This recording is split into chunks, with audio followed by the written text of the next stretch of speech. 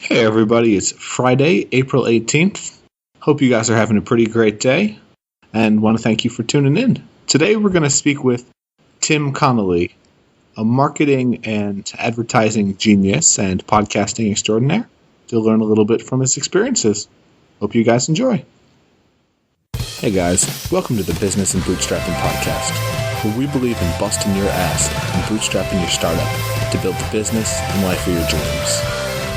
I'm your host, Matt Ward, and if you enjoyed the show today, please check us out at businessandbootstrapping.com to get more great tips, tricks, and interviews with successful entrepreneurs. Thanks, and let's get started. So hey guys, welcome to the Business and Bootstrapping podcast. Today I'm here with Tim Conley, a marketing mastermind, internet badass, and podcast extraordinaire. And I wanted to have him on the show to really dig deeper into some of the real experiences he has working to build a life of freedom that he pretty much completely controls. So thanks for coming on the show, Tim. Hey, thanks for having me, Matt. So I first found out about Tim through the Foolish Adventure podcast show. And I've got to say, I got into the show pretty late. I only discovered the show once I'd maxed out some of the other great podcasts I was listening to. And I found Foolish Adventure. It had some really high quality interviews. So I wanted to get Tim on the show to really kind of explain some of what he's done with marketing, with sales, with building online businesses to help other people that are in similar boats to grow their business.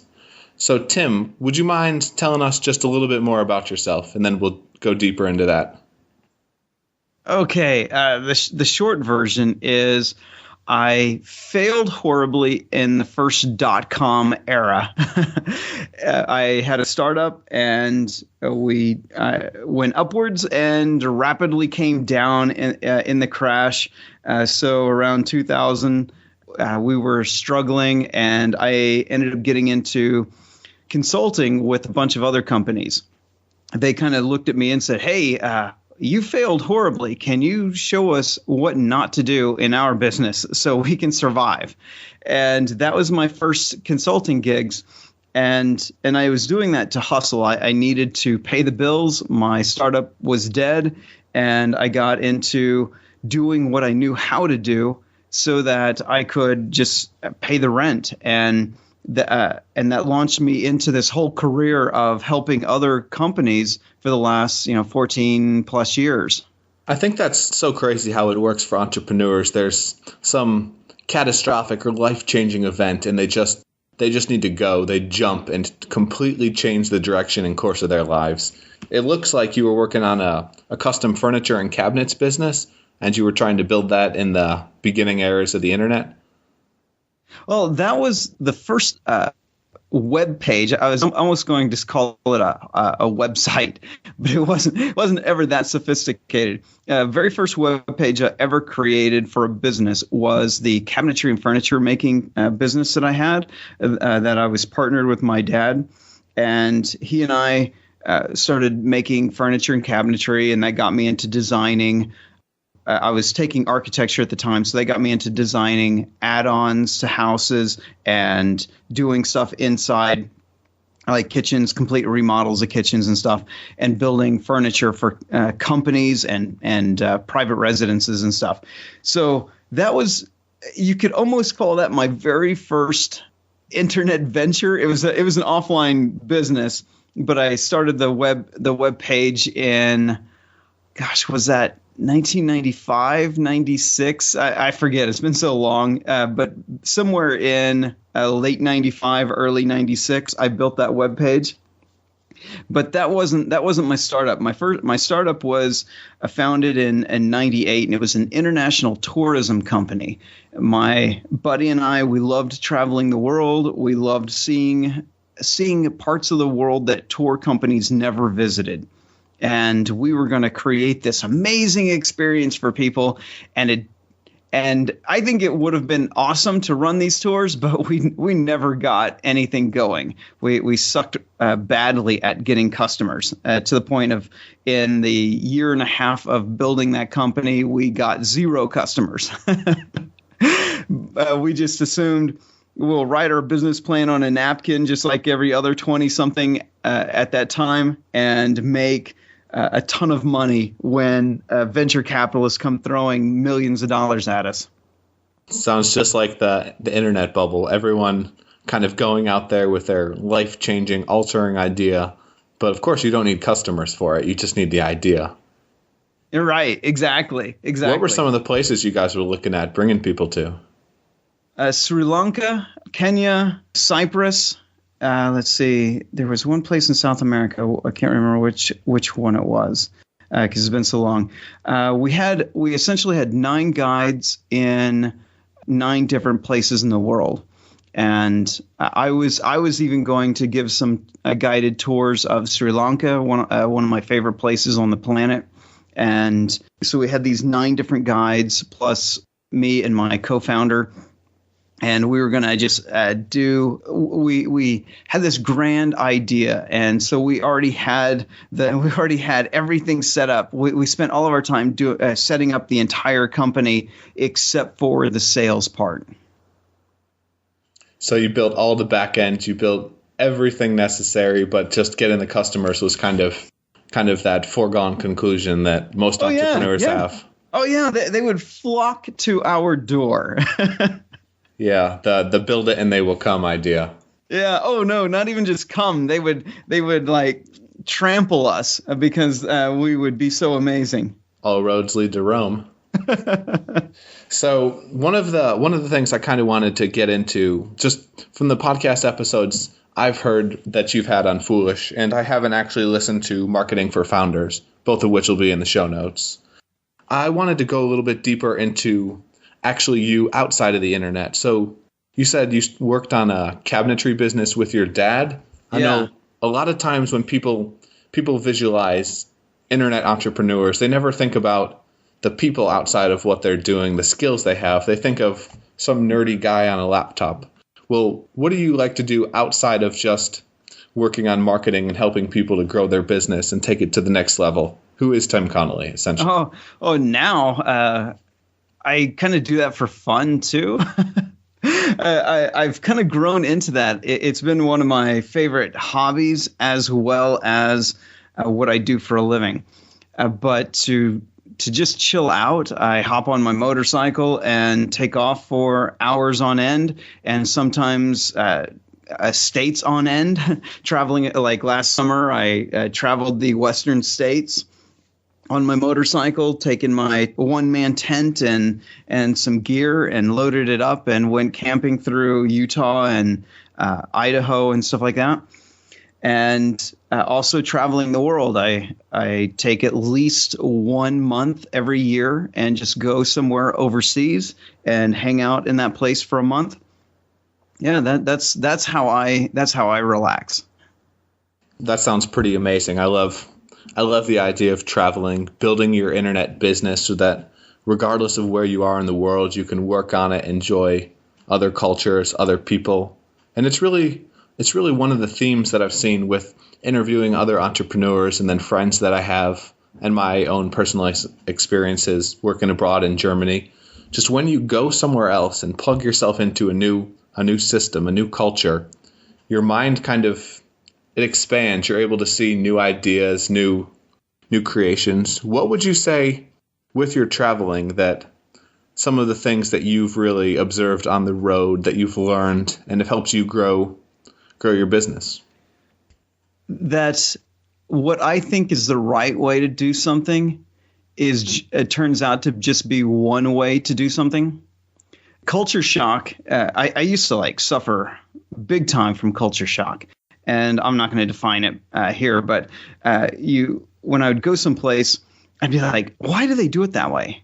That just seems ridiculous. Why or why can't the waiter actually come to the table within 30 minutes or even an hour after you sit down to give you the menu, right? Like, why can't people do things the way I'm used to having it done?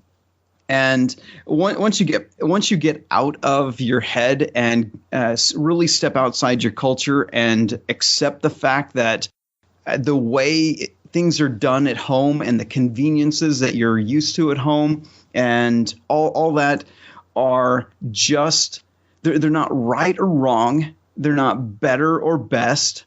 and they're just the way they are. You go somewhere else, once you're there for a while, you become accustomed to the way they do everything. The way they serve you at restaurants, the way you have to buy stuff at a grocery store, the way you hail a cab, all those different things. Just all these little things, they add up into a completely different experience. And if you stay closed-minded, you'll end up hating the travel. But worse than that, you won't gain anything as an individual when you do that. That's really well said. There's a really famous quote by Mahatma Gandhi that says, "Life begins at the end of your comfort zone." And it really is applicable for entrepreneurs. When you're trying to really be creative, the best way that I think, and from what I've experienced, to really make something new and great is to get somewhere where you have to be completely spontaneous. Something just comes out of you. You have no idea where it came from. And all of a sudden, this is your next great idea, or this is what you're working on dedicating your life to. And it sounds like you've really gained quite a great deal from traveling. Yeah. I wish I could remember the Mark Twain quote. The Mark Twain quote. If you could look that up about traveling, about getting an education from traveling, that inspired me ages ago. That you end up learning so much more about life when you go abroad.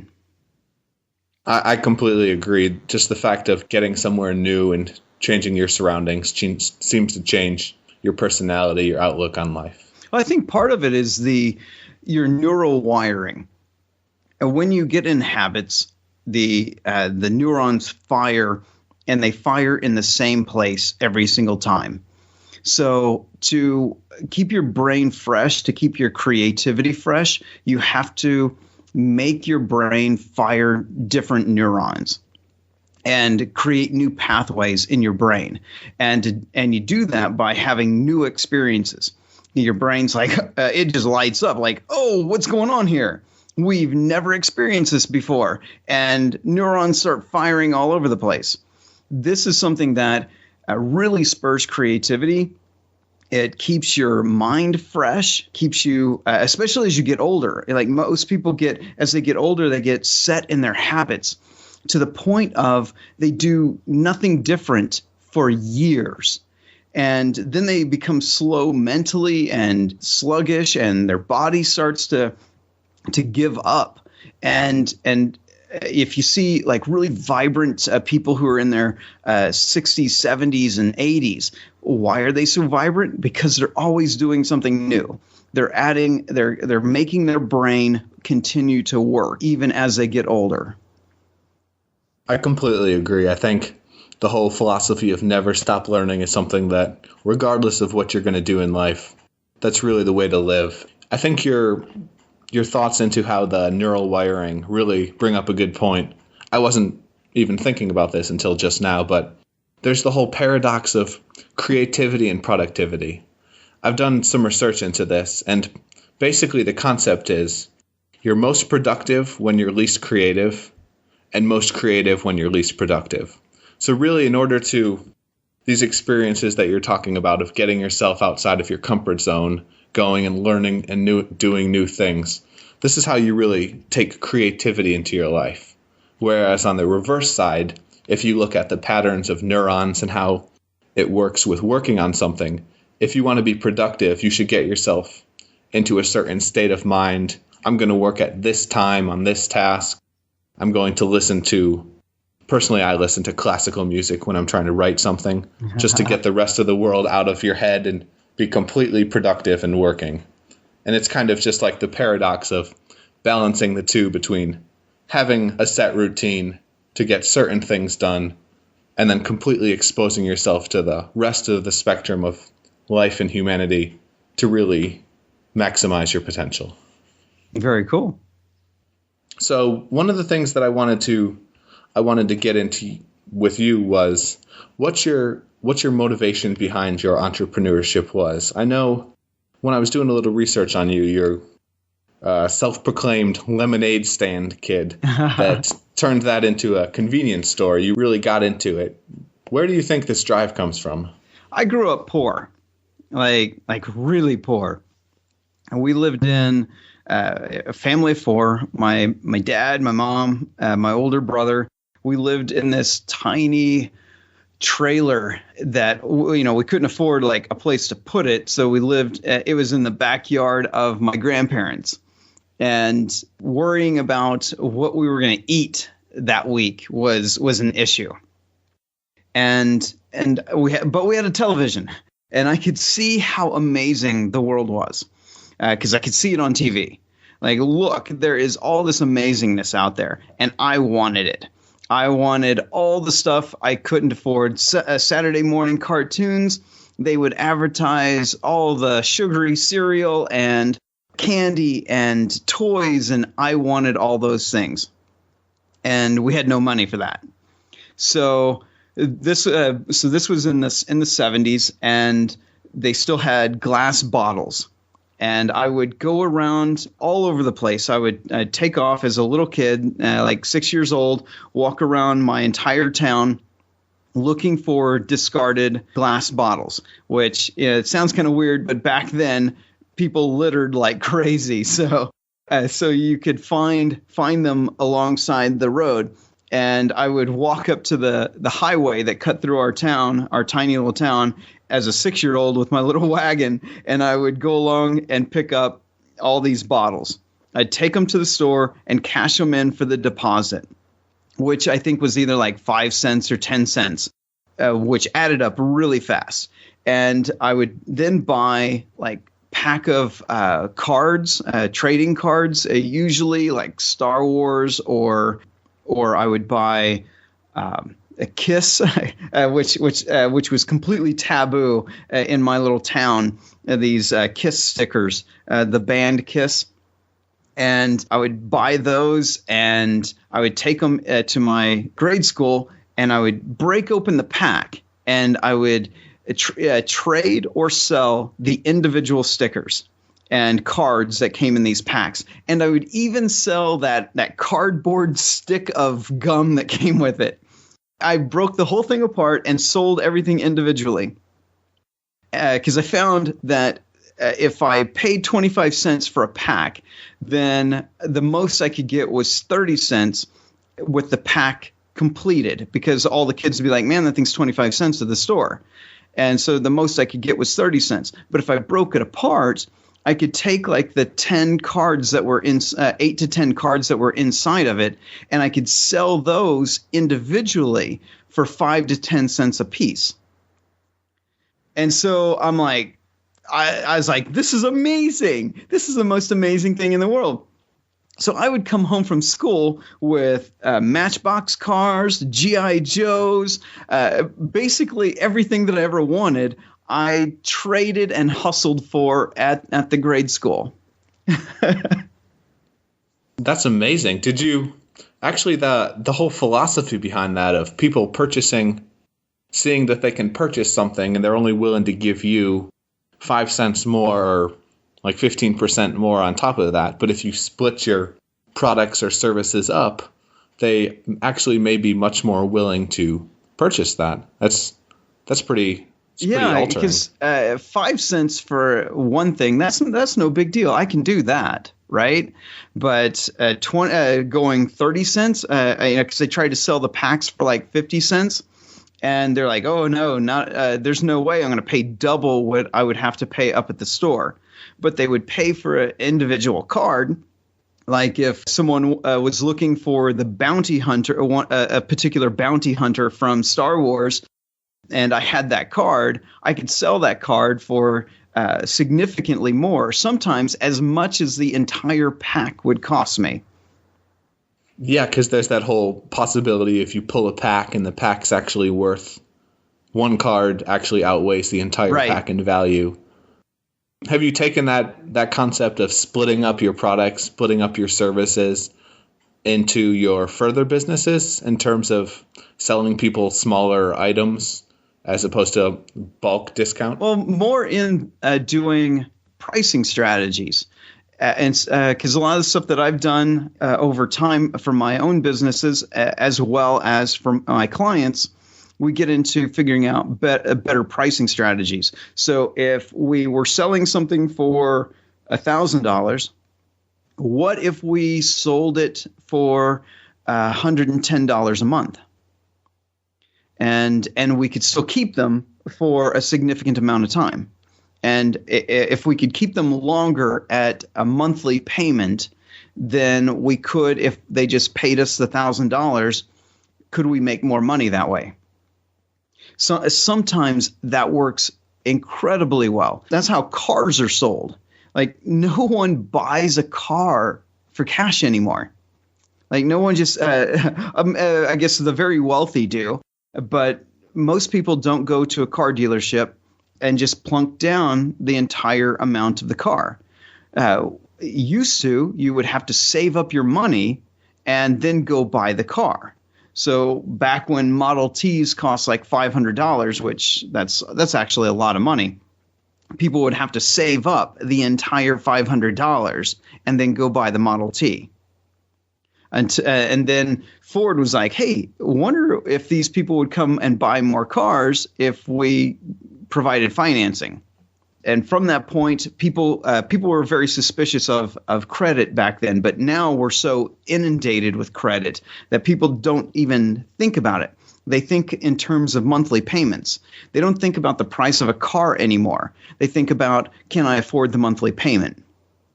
And then the sum's going to be so much more than the sum of its parts. Exactly. So they end up paying significantly more for the car than they would if they had just saved up the money and paid for it. That's an amazing point. And it brings up something that, going back a little bit to what the differences with traveling and what you see abroad versus in the States and other places. One interesting thing I noticed, I spent 7 months in Germany. Essentially, no one in Europe uses credit cards. They don't exist. They use debit cards instead because they understand some of the issues that come with running credit. It really brings up the point of cultural differences in terms of selling and pricing your products, not just in terms of innovation, I guess. Right. So Germany and a lot of the Western European nations have really strict credit. I think except for like the UK, I think they kind of followed along with the United States and giving loose credit and causing bubbles in the economy. And Germany, I had some friends there. I love traveling to Germany. One of my favorite places. If I'm going that direction in the world, I always get a layover in Frankfurt for a few days so that I can go travel around Germany. And I asked a friend, it's like, hey, why don't you buy an apartment? And he's like, oh, it'd be great if I could save up the 50% necessary for me to buy to get a mortgage on this place. I'm like, no way. Like in the States, you don't even have to put anything down. You can just buy a house. You can just buy an apartment. And they're like, yeah, and that's why Americans struggle so much. Oh, I completely agree. One of the real things I noticed while I was in Germany was how much more, I guess there's a hard way to really explain this, but in certain aspects, Germans were much more conservative and logical than Americans in how they make their choices, how they go about spending and their fiscal responsibilities. Whereas in the U.S., some people seem a bit more prone to the buy it and pay later strategy, which kind of destroyed our entire housing market. Yeah. And those tendencies are preyed upon by guys like me, marketers. Marketers are there to sell you stuff. And you take these concepts, these psychological triggers that get people to buy, and you put that into the marketing materials. Sometimes that's for the detriment of somebody, like getting them to buy a house that they really can't afford. But sometimes it's in their best interest, getting them to go to the gym and exercise, getting them to eat healthy food. As there are ways of using marketing that's actually a win for the customer and a win for the company. And that's really the best way to do it. Setting something up it kind of reminds me of a software as a service type of deal where, let's say a company needs a certain piece of software. It'll help save them money. They can't afford to spend $10,000 right off the top to get this program that's going to really save them time, energy, and make their lives better. They're probably better off paying a couple $100 a month. So where they might lose out in the long term in terms of total paid, having that capital up front that they can kind of have more leverage on how their expenses are, right. It's a win-win. Right. So one of the things I wanted to get into, when I was doing some research on you, I found that you worked at Sagacity Marketing as a principal. Okay. Yeah, Sagacity Marketing, which no one could ever pronounce it. That's a branding error on my part. Sagacity is a rare word, so like no one uses that word. And so most people called it Saga City, as if it was two different words. But that was my marketing agency. I eventually stopped doing work as a sole proprietor and formed an S corporation and started building an actual marketing agency where we would do billboard ads, radio ads, a few TV ads, a lot of print ads and stuff like that. We did a ton of work in a bunch of different media. So that was that. I needed an actual company to do all these things and actually be able to play ball in the world that I wanted to get to be in, because there was no way some of these companies that I worked with would hire just some guy, some individual person. They wanted an entire agency to work on their projects. So I had to make one. That was my company's name. Yeah, I hear that a lot when entrepreneurs are trying to deal with some of the larger businesses and more established players. They're so used to the rules that they play in, which frankly are a bit outdated, that they're not able to adapt to some of the changes in the economy, the changes in the social structure. What were some of the issues or observances that you had in your 7 years with Sagacity? I hope I'm saying that right, but it's Sagacity. What are some of the experiences you had and how the trends in marketing changed as the internet grew and things along those nature? So I was a big student of direct response marketing. So I wasn't afraid of the offline stuff, but I was also an early adopter of the internet. Yeah, I was actually using it before the world was calling it the internet. Back when it wasn't graphical, you had to like type in commands and stuff, and then it would do something very slowly, like retrieve some information or chat with somebody in Japan or something. And I was an early adopter of the internet and making websites and stuff like that. So I was very comfortable in both worlds. Advertising offline and doing it online. And so I was one of the first people that really bought into the concept of the clicks and mortar. And no one even says that anymore. But the clicks and mortar idea of doing ads and doing online business and integrating them. And I focused on doing that. Like I was just talking the other day, because you're saying what's changed. Well, clicks and mortar, no one says that anymore. E-business, no one says that anymore, right? It's just business. There are a few people who are still calling online business as if it's online, or an internet business as if it's different from any other kind of business. It's just a business. Being online, being on the internet is a requirement in today's world. It's just a requirement of doing business. So yes, you could be solely online, which would be a detriment to your business, because I keep telling people that if you're doing, say, $1 million on the internet and you're not doing anything offline, you could probably quickly jump to $3 million a year by implementing some offline marketing strategies. old stuff still exists, because guess what? People still exist. People still live in the real world. So a lot of that stuff still works, though so many people abandon it because they conceptually think of themselves as an internet business. So they don't do anything unless it's on the internet. Yeah, you really have your business owners that are like, I run a local practice. I have an ice cream shop. Why would I ever get online? And your other guy who's running a drop shipping site saying, I never want to have a retail site and have the overhead. But then there's the potential mixing of the two where you could actually have something like before better than the sum of its parts. Right. One of the questions I wanted to have for you would be how you identified the internet as really something that you should start with. I know there's always innovations. There's Pinterest, there's Facebook, and then there's the more failed mediums. How do you know when something is worth starting with, or when to really jump on the bandwagon and ride the wave? And on top of that, if you started as early as you did, if you were that far ahead, why didn't you dominate with CPC? What were some of your views, or how did that work out for you? Oh, okay, so there was quite a few questions in there. Sorry about that. Let's start with the adoption of media.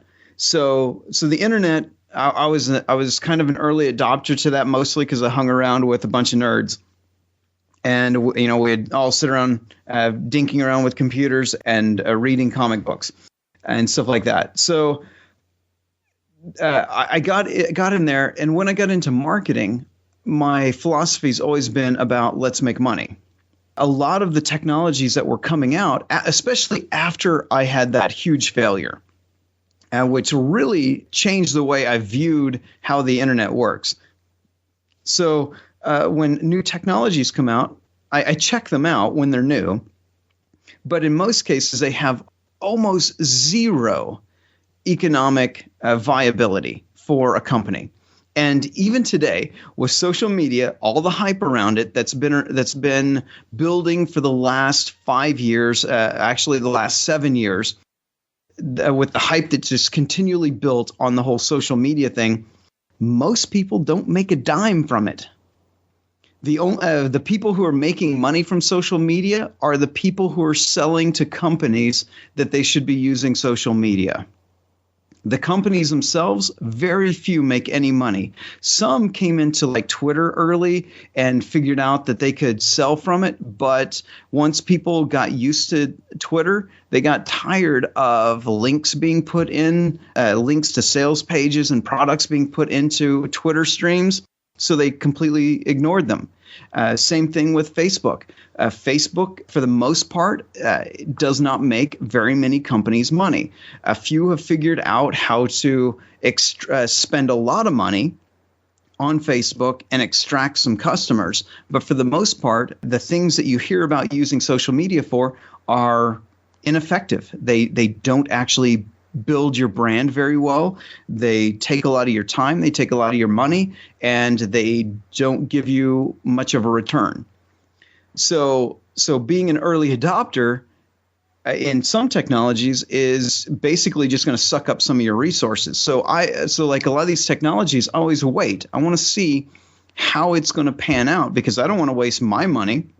And I don't want to waste my clients' money. So I study the stuff that ends up working on those platforms, and then I use those strategies and then test some that are around those same strategies, some other concepts, so that we're not wasting money and time and skipping all the stuff that is just a time suck. So then with the other question, which was dominating CPC, so costs per click, is that what? Which CPC designation are you going with? Yeah, cost per click. Primarily, I know a lot of guys that got into AdWords really early when it was free or a couple of cents, and they're just it was never gone. Free. Never free? Okay. Yeah. Actually, I started with GoTo, which became Overture, which then eventually got bought by Yahoo and became Yahoo's paid search. So long before there was AdWords, there was GoTo. and Overture. And I started using that, and it was crazy. It was fully Wild West, tons and tons of fraud. So you could spend $1,000 and a good 90% of that could have gone to someone with a fraudulent site. So all fraudulent clicks. It was not easy to make money in the early days. Along came AdSense, and Google started putting in better mechanisms to prevent fraud. But even in the early days, still a good 30% was fraud. And a lot of people that made a lot of money in that world were only did it for a short time, because there's these geo arbitrage, these arbitrage moments where you can basically buy ads or buy space somewhere else and resell it for a higher amount somewhere else. And basically what that means is you go to AdWords and go to AdSense, and you have a site and you've got some ads on your site. You could then buy traffic even from Google, their Google AdWords, and get clicks to your site, and then they would click the ads on your site and make a profit that way.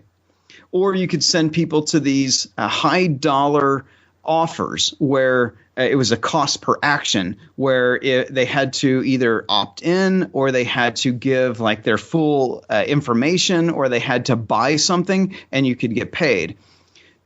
The costs of those things, they stopped paying out as well, because they found out that people were sending them a whole bunch of fraudulent signups or just junk signups. And so the costs were, they used to pay out. I had heard of a few that they were paying out into the hundreds of dollars for one of these leads. And so people would send thousands of basically fake signups, and they would buy traffic for dollars and then make hundreds of dollars. So in all those cases, they were short-term thinking. And so there's some hustlers out there. I grew out of being a hustler, but there are some people that they never lose being a hustler. And they only look for opportunities where they can hustle, where they're not really adding value. They're just taking advantage of holes in the system. I like the way you define it as a hustler. Personally, my definition of hustler is slightly different. It's more doing what's necessary. But I like how you distinguish between people like yourself, which really add value and try to help their clients and help their customers to better their business or better their lives, and then other people just looking to game the system and make a quick buck with everyone else losing. Right.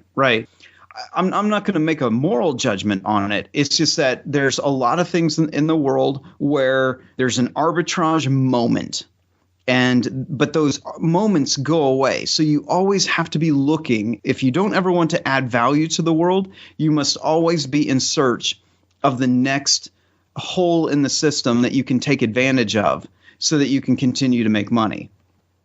I personally like the add value approach just because it feels better, but there are some, yeah. Well, all the biggest companies in the world, that's what they do. Yeah, they work on adding value. They add value. And then there's the patent trolls that go for arbitrage, but that's a whole nother story.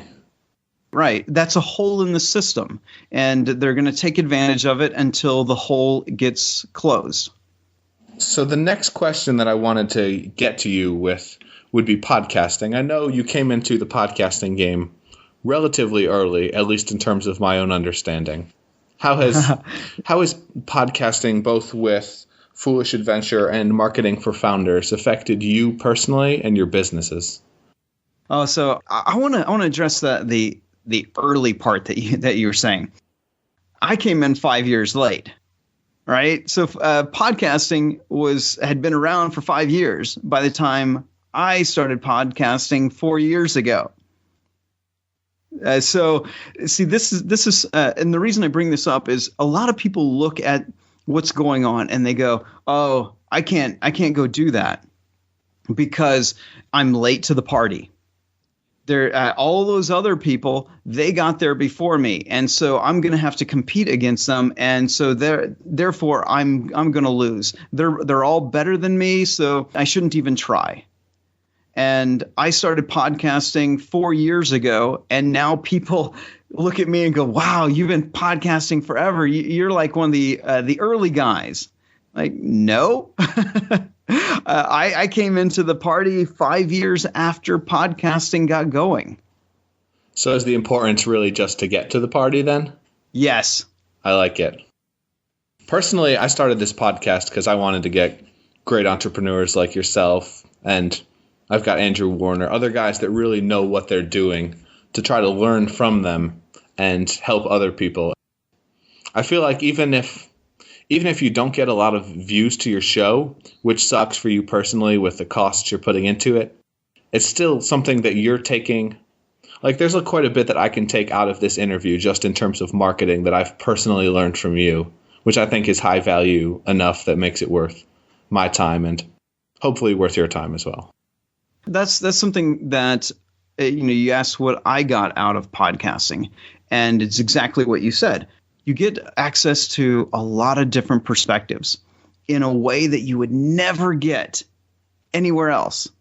Like, okay, yeah, you can tweet somebody on Twitter and they'll send you a maximum of 140 character response.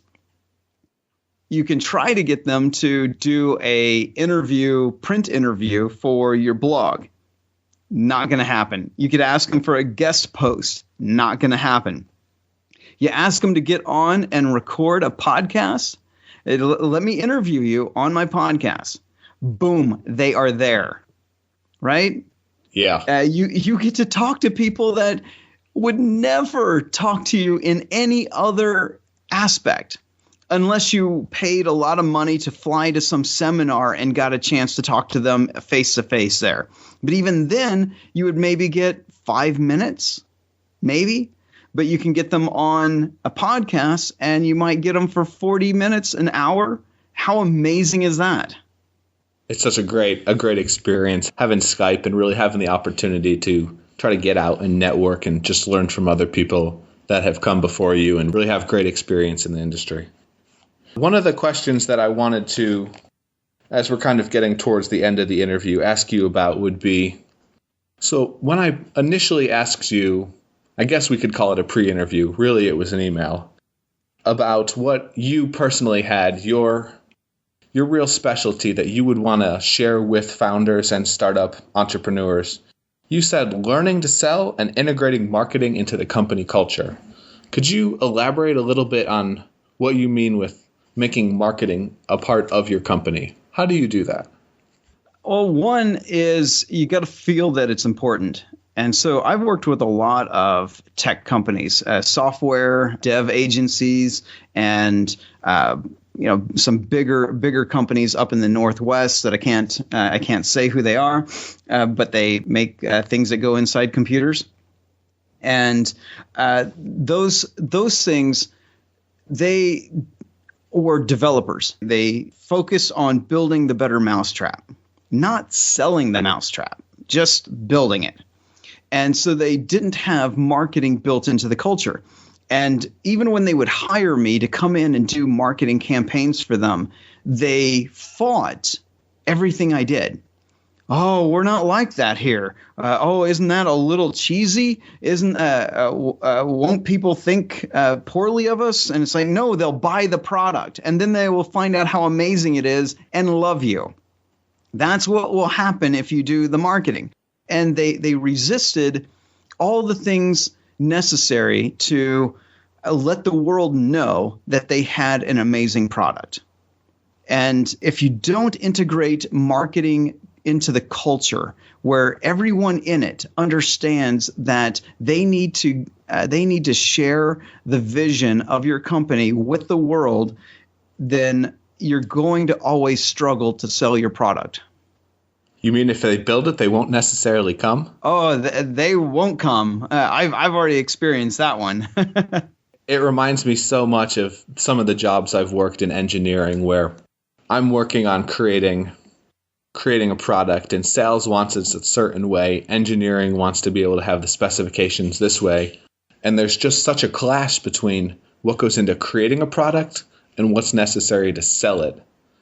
Companies really need to work on their agile development of functioning in teams to try to create something that is both highly effective and highly marketable.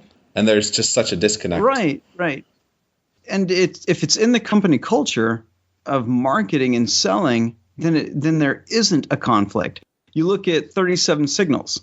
One of the big ones that everybody turns to is that these guys, they built a product. It was good.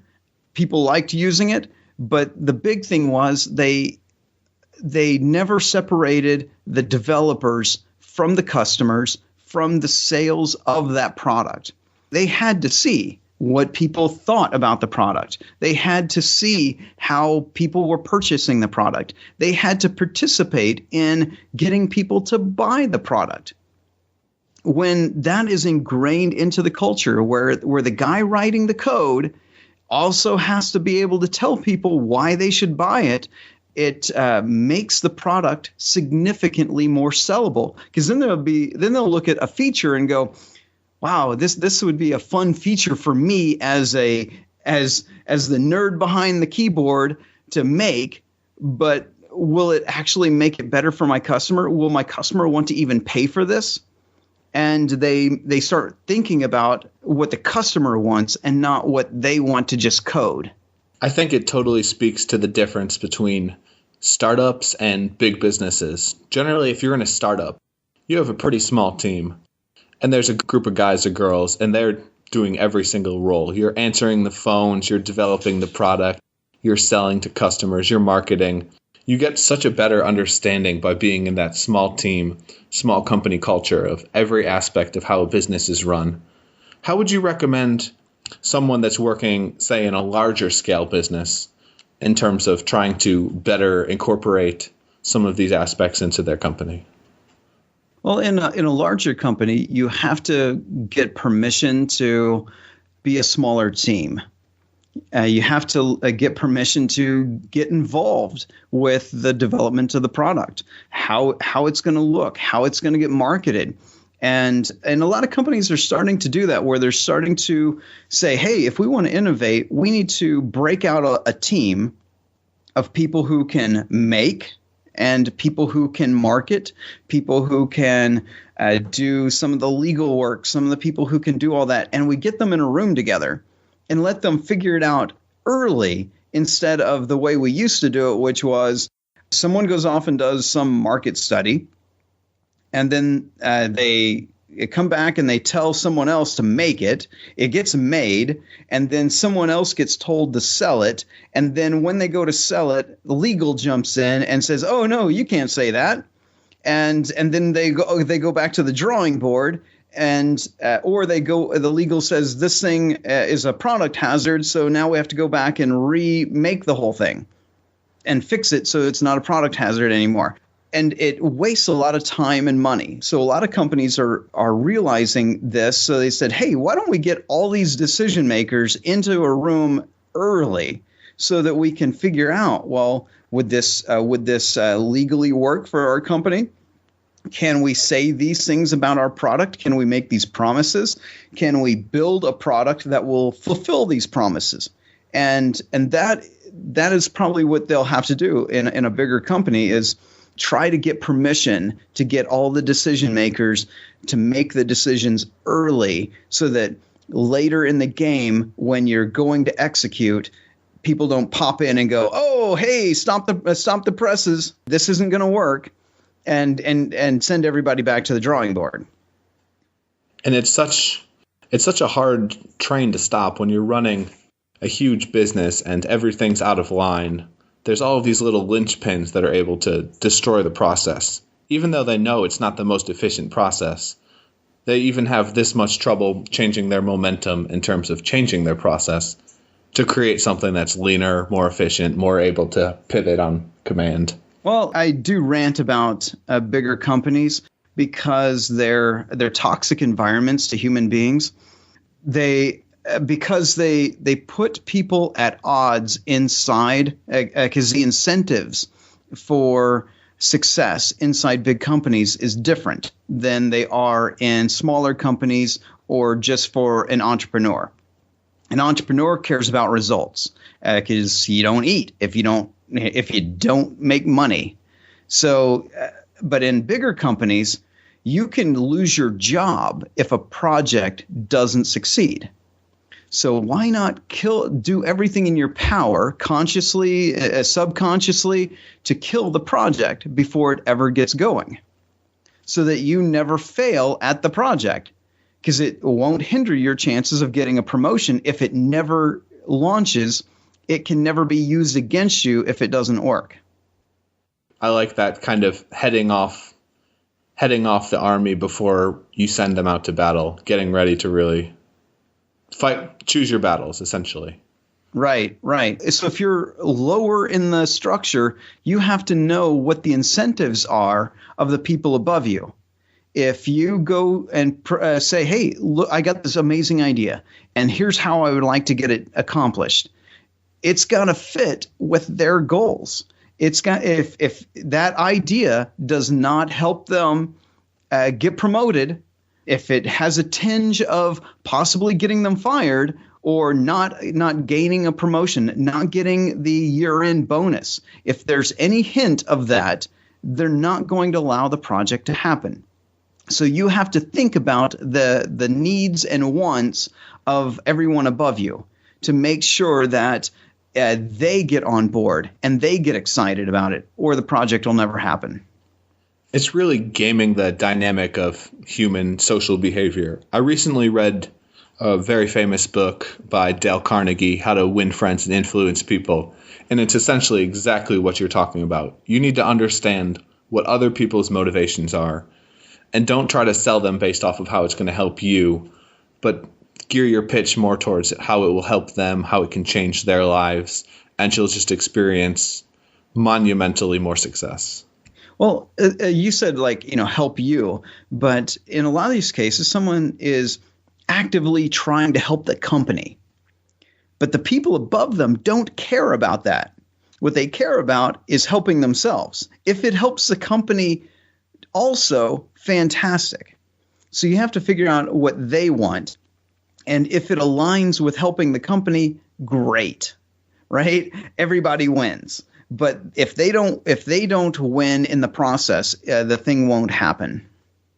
A company I worked at recently, the CEO, who is now left, chose to shut down over half the factories in Europe and the States in order to decrease the overhead, essentially to elevate the stock prices so that he receives a bonus for cutting everyone else out of the business, shrinking the business. And it's just how individuals' priorities are so misaligned with the teams they're supposed to represent. The only way you can really reach them is by reaching what their personal goals and aspirations are. Right. The same is true if you're trying to market a product, I'm sure.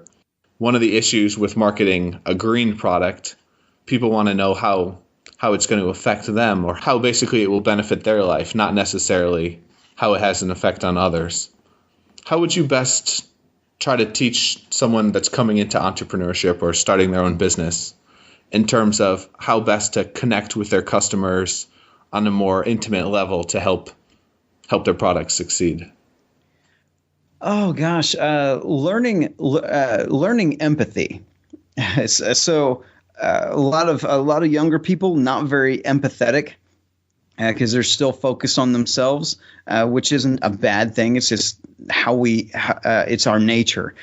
So becoming empathetic for other people, trying to understand what it is, what their desires are, what motivates them, what scares them, those kind of things. Actually getting to understand people, studying how people behave, because what people say and what they do are almost always two different things.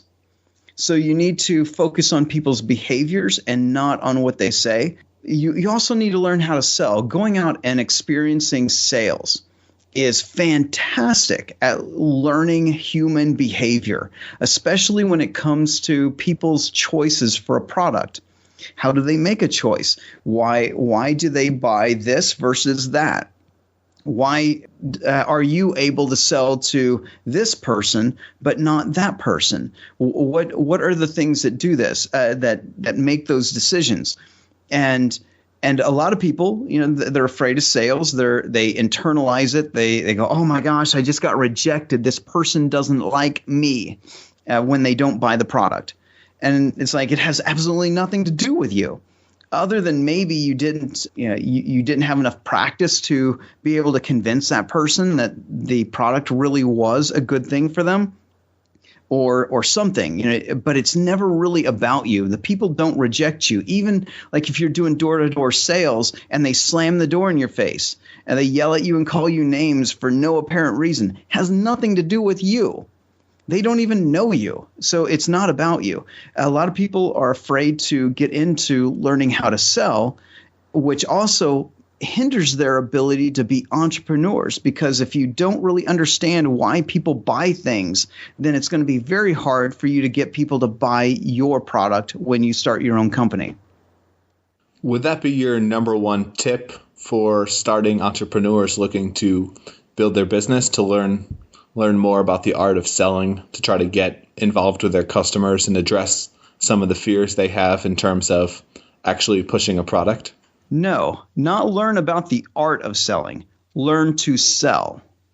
Okay? Not learn about it.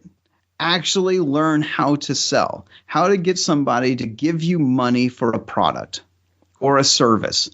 They actually hand cash either in the form of real cash or a credit card or something of value. They trade value and they give it to you, and you give them something in return. Learn how to do that, because that's what business is. A business is not complicated. It is somebody taking something of value, giving it to you, and then you giving them something else of value in exchange. That is business. And if you cannot make that transaction happen, you will never succeed in business. And it's so transformative the first time you actually get someone that's not a friend or a family member to give you money or to put in their credit card for something you've done. It's amazing. It's not like your boss is just handing you cash for showing up today. You're actually doing something, and you're getting out there on your own and being independent. Exactly. I used to teach really newbie entrepreneurs how to make a niche website and make money that way. And as someone would be like, I made my first sale today and I made $3, right? I made $3 from my website today, my first ever. And they're excited. And even to this day, I still get excited, whether the sale is $3 or $3,000. I still get excited on that first sale, because like you said, it is transformative. It changes your view of the world, how you experience the world. It's amazing. You've been so helpful today, Tim. I really want to thank you, and then just have one last question for you before we kind of wrap things up. Who would you consider to be one of your entrepreneurial heroes, or someone that motivated you as you were first getting into starting your own business? So do you mean people that I just think of as like heroes, or people that actually their teachings actually help launch me? How about one of each? I think the second might be more beneficial, but either way, it's good to get a little insight. Okay. A hero, Sir Richard Branson. I'm like, how could he not be? Long-haired dude, was counterculture in the 60s, and ends up being this amazing billionaire entrepreneur, right? And has fun the whole time. That's amazing. So that's a hero, right? But someone who actually helped launch my business, that was Jay Abraham. So I don't know how I found out about Jay Abraham's stuff, but when I did, I started studying what he was talking about, and it convinced me I had the skills to be a consultant, that I knew how to do certain things that my peers did not know how to do, which was get customers. Once I realized I had those skills and people would pay me for them, that completely launched my that has dominated the last 14 years of my life. And there's so much power and liberation when you all of a sudden realize that you really can do this. It's like the cheesy Spider-Man quote, with great power comes great responsibility. All of a sudden you're free to create your life. Right. Well, Tim, I want to thank you so much for being on the show. You've been an amazing guest, and I'm sure a lot of your insight into your own entrepreneurial journey and your experience with marketing will be highly, highly actionable and helpful for my listeners. If the audience wants to reach out to you and get a hold of you, what's the best way to do that? Best way is on Twitter, which is at Tim Conley, TimConley. Go there and reach out to me. I love chatting. I use that as a communication tool, not so much as a marketing tool. I usually just stay in touch with my friends and peers there. Okay, guys, so that'll be in the show notes, of course. And if you want to check out Tim's podcast, Marketing for Founders, to step your game up, or you're interested in more motivational interviews with entrepreneurs, check out Foolish Adventure, both of which will be linked in the podcast. Thanks so much for being on, Tim. Thanks for having me. And now everybody else out there, I want you guys to kick some ass till next time and enjoy your foolish adventure.